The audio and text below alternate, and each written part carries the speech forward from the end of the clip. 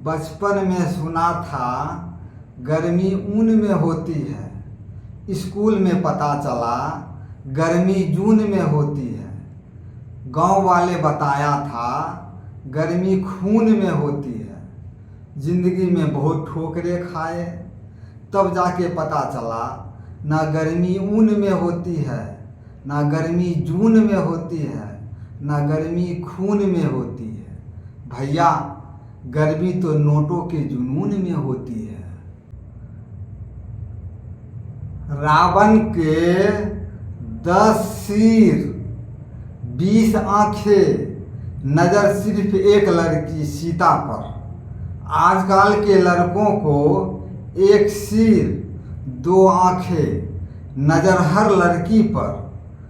अब आप ही बताइए असली रावण कौन है?